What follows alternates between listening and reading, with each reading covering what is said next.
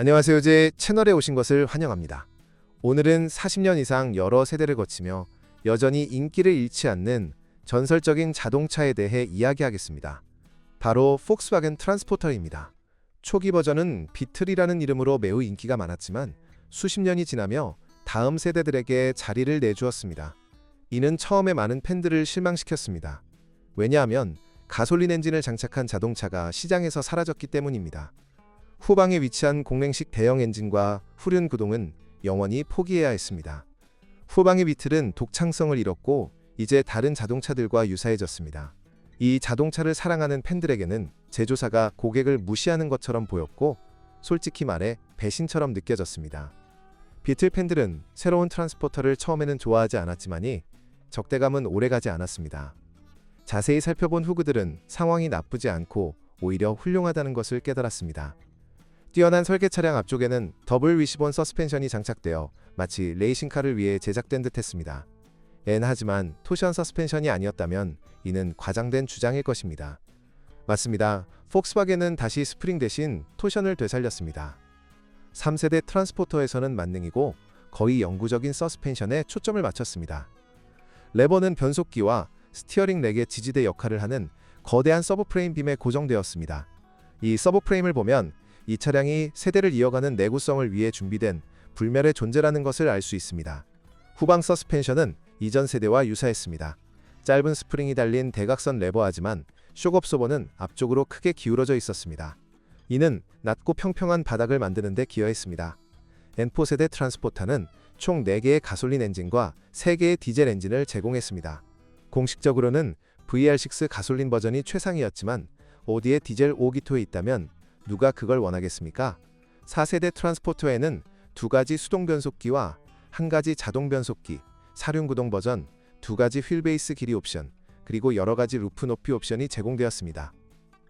M4 세대 트랜스포터는 화물차도 편안하고 풍부한 장비를 갖추며 잘 제동하고 도로에서 안정적으로 주행할 수 있다는 것을 처음으로 보여주었습니다.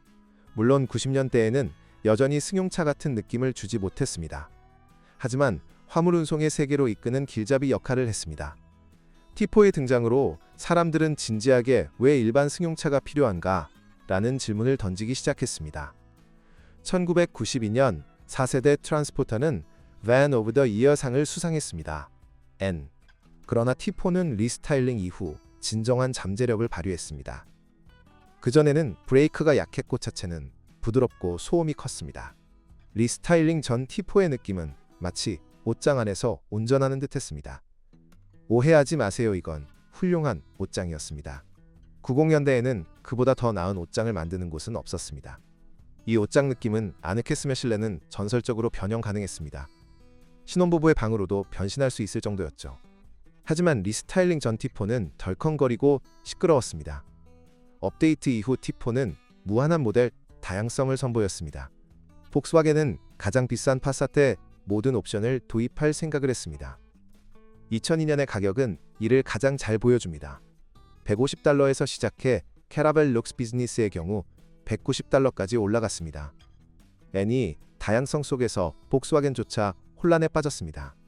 T4부터 트랜스포터, 캐라벨, 미키, 멀티번 간의 명칭 혼란이 시작되었습니다. 심지어 포시 트루보 엔진을 장착한 T4도 있었습니다. 4,993세제곱센티미터, 522마력, 최고 속도 시속 273km, 0에서 시속 100km, 가속 5.1초, 후방 공기 흡입 구미러에 장착된 방향 지시 등 90년대의 대표적인 스타일이었습니다. 그리고 물론 T4는 놀라울 정도로 내구성이 뛰어나고 믿을 수 없을 정도로 신뢰할 만했습니다. 2003년 오토리뷰 잡지에 따르면 T4는 극한 조건에서 40만 킬로미터를 문제없이 주행했으며 새로운 스프린터는 20만 킬로미터 이후 고장이나 적응하지 못했습니다. T4는 이런 주행 후에도 판매되었는데 회사에서 차량의 사용 기간을 4년으로 정했기 때문입니다. 물론 T4도 관리가 필요합니다. 후방 아치 측면, 창문 기둥연료 탱크 뚜껑이 녹슬었습니다. 페인트가 벗겨져 금속이 드러나면 부식이 시작되었습니다. 슬라이딩 도어의 하단 롤러 구조는 그다지 성공적이지 않았고 컴프레서와 확장 탱크에서 누수가 발생했습니다. 엔진 벨트를 주의 깊게 관리해야 했으며 특히 초기 버전의 브레이크는 약했습니다. 운전자 측 유리 와이퍼 구동 장치도 문제를 일으켰습니다.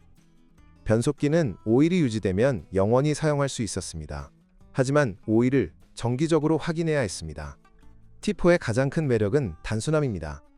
단순한 엔진 단순한 셔시손으로 직접 고칠 수 있을 정도의 수리 용이성, 복잡한 진단이나 코딩 없이도 말입니다. 심지어 외계인이 지구를 점령하더라도 4세대 트랜스포터를 타고 도망칠 수 있다는 확신이 있습니다. 이는 진정한 독일 품질의 상징입니다. 그러다 2000년대가 오면서 모든 것이 나빠졌습니다. 하지만 제 생각엔 오히려 더 좋아졌습니다. 4세대 트랜스포터는 2020년대 기준으로도 놀라운 설계로 감동을 줍니다.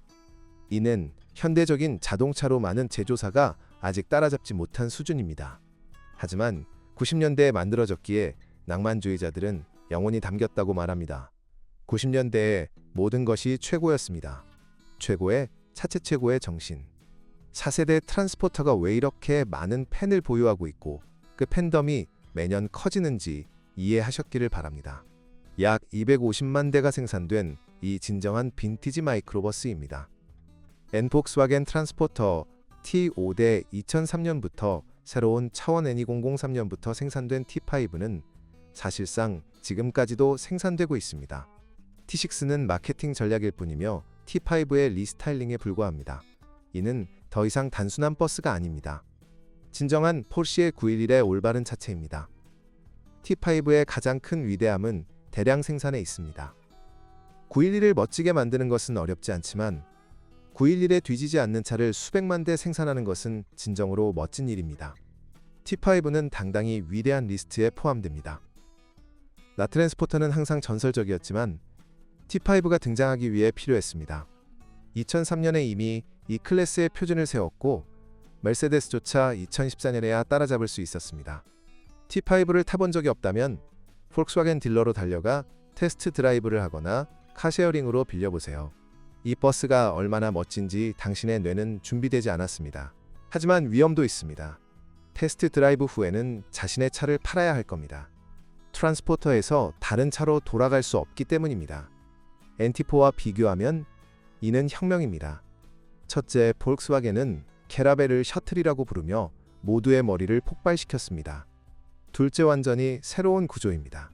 엔진과 함께 서브프레임에 고정된 새로운 전방 엑셀 사방에 디스크 브레이크 더 강하고 단단한 차체 완전 아연 도구막스로 처리된 내부 공간, 슬라이딩 도어에 숨겨진 가이드 모든 도어에 서버 드라이브 옵션 더 커진 적재 용량과 크기, 1.9 디젤부터 3.2 가솔린까지 6개의 엔진 라인업.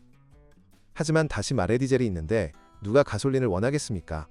뉘르부르크링에서 이 차로 달리는 사람은 없을 겁니다. 엔체 상위 버전의 방음은 비행기 수준이며 엔진은 위아래로 완전히 감싸져 있어 T5가 911처럼 고장나지 않는다는 미묘한 힌트만 남깁니다. 스티어링은 수평 버스 스타일에서 승용차처럼 거의 수직으로 바뀌었습니다. T5는 긴 변속 레버 대신 토피도에 짧은 조이스틱을 장착해 완벽한 변속을 제공하며 클릭하는 재미가 있습니다. 장비는 원하는 대로 선택 가능. 오디오 시스템 대신 플러그가 있는 빈 금속부터 페이튼, 즉 벤틀리에 있는 거의 모든 것까지. 2004년 5세대 트랜스포터는 Van of the Year 상을 수상했습니다. 트랜스포터가 두 번째로 받는 영예로운 상입니다. T5는 구조적으로 단순합니다. 전면 맥퍼스 누면 대각선 레버하지만 이제 후방 쇼크업소버는 옆으로 기울어져 있습니다. 콘서트의 승용차와 상당한 부품 및 장비 통합. 하지만 이 차는 정말 멋지게 달립니다. 편안하게 승용차 수준에 도달하는 데 그치지 않고 이를 초월합니다. 이제 승용차들이 트랜스포터 수준에 도달해야 합니다. NT5는 현대 폭스와겐의 주요 마법인 명목상 가벼운 조작성을 물려받았습니다. 1분만 운전해도 평생 이 차를 탄 것처럼 이해하게 됩니다. 맞아요, 질주한다는 표현이 딱입니다. 모두가 알다시피 최대의 감각을 위해 낮게 후방 엑셀에 가까이 앉아야 합니다. 하지만 전방 엑셀에 앉는 것이 마약과 같다는 것이 진실입니다. 운전 감각은 새로운 차원으로 올라가며 백배로 증폭됩니다. 단순한 도시 주행에서도 짜릿함을 느낍니다. 트랜스포터와 반나절을 보내면 이 차의 멋짐을 부정할 수 없습니다. 자동차 일상은 더 이상 고통이 아닙니다. 단실내의 물건들이 100배 더 날아다닐 겁니다. 기동성이 엄청나고의 전 반경은 승용차 수준입니다. 시야도 새롭게 발견하게 됩니다. 하지만 이는 단점이기도 합니다. T5는 철저히 운전자 중심의 차이입니다. 화물과 승객에게는 힘들 수 있습니다.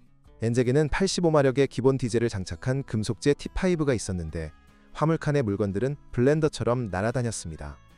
T5는 BMW도 따라오지 못할 정도로 후방 범퍼에 매달립니다. BMW의 안전거리가 2분자라면 T5는 1분자 거리를 유지할 수 있습니다. 시야가 더 좋기 때문입니다. 도로에서 단 하나 아쉬운 점은 5배 강력한 엔진이 있었으면 좋겠다는 것입니다. 이 셔시는 훨씬 더 많은 것을 해낼 수 있습니다. 엔진은 충분하지만 911에 85마력 디젤을 넣은 것과 같습니다. 하지만 위대한 차는 첫 번째가 되기 위해 큰 힘이 필요하지 않습니다. 2013년 T5는 뉘르부르크링에서 10분 이내로 주파하며 2005년 사빈 슈미츠가 트랜시트로 세운 벤의 비공식 기록 9분 57초를 깼습니다. 물론 이는 220마력으로 튜닝된 2리터 디젤과 스프링 쇼크업소버를 장착한 리보 개조 차량이었습니다. 하지만 2018년 150마력 디젤과 수동 변속기를 장착한 순정 T5로 럽 코스티가 9분 58초에 주파했습니다. 제가 말했듯이 힘은 컨트롤 없이는 아무것도 아니며 트랜스포터는 기본 엔진으로도 누구든 이길 수 있습니다. M-마이크로버스가 이렇게 훌륭할 리 없다고 믿지 않으신가요? 좋아요. 다른 관점에서 접근해 봅시다. 최고의 자동차 제조사인 머세디스는 T5 수준에 도달하는데 11년이 걸렸습니다. 2014년에 새로운 V클래스만이 T5 수준에서 경쟁하고 사소한 부분에서 이를 앞섰습니다. 세월의 흔적이 느껴지기 시작합니다. 저는 멀티번은 타보지 않았지만 V클래스는 타봤습니다. 정말 큰 버스처럼 느껴집니다. 그래서 멀티번 이 승용차처럼 느껴진다고 하면 경의를 표합니다. 2015년 폭스와겐은 대규모 리스타일링을 진행하고 T5를 6세대 트랜스포터로 명명했습니다. T6의 프레젠테이션은 65년 전 벤 폰의 스케치를 기념하며 네덜란드에서 열렸습니다. 유로6 엔진 대부분의 현대 보조 장치 심지어 쇼크업소버 저항 제어를 갖춘 적응형 셔시가 추가되었습니다. 2016년 T6는 다시 Fan of the Year 상을 수상했습니다. 참고로 새로운 V클래스는 이 상을 받지 못했습니다. 이는 모든 버스 운전자들이 아는 단순한 진실을 말해줍니다.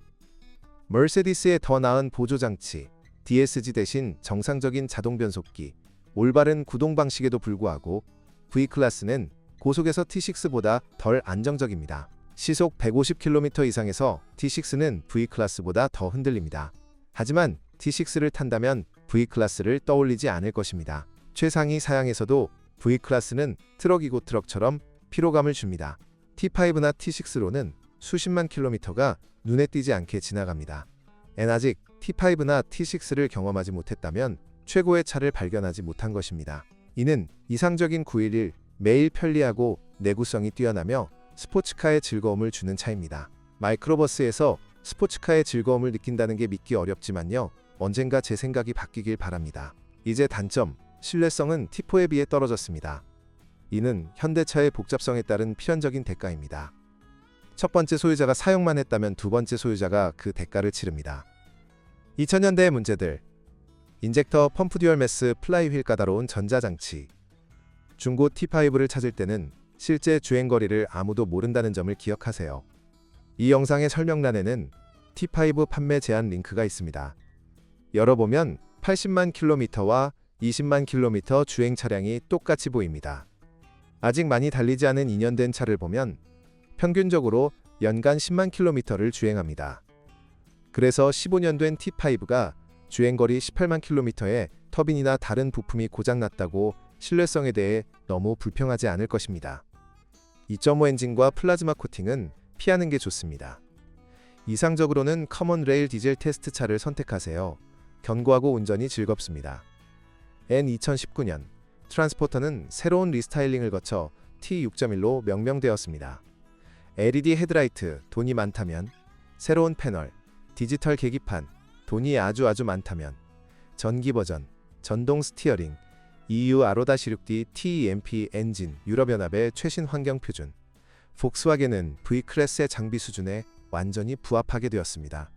모든 세대를 합쳐 1300만 대 이상의 트랜스포터가 생산되었습니다. 독일에서는 이미 T7로 수십만 킬로미터를 달리고 있습니다. 완전히 새로운 플랫폼의 완전히 다른 마이크로버스입니다. 우리에게는 미니밴 세계의 또 다른 혁명과 폭스와겐의 다음 밴 오브 더 이어 수상을 기다리는 일만 남았습니다. 이것이 전설적인 트랜스포터의 진화였습니다. 하지만 이게 끝이 아닐지도 모릅니다. 폭스와겐이 또 한 번 우리를 놀라게 하고 미니밴 세계에서 새로운 혁명을 일으킬지도 모릅니다. 이를 간절히 기대합니다. 여기까지입니다. 영상 시청해주셔서 감사합니다. 좋아요와 구독 부탁드립니다. 안녕하세요.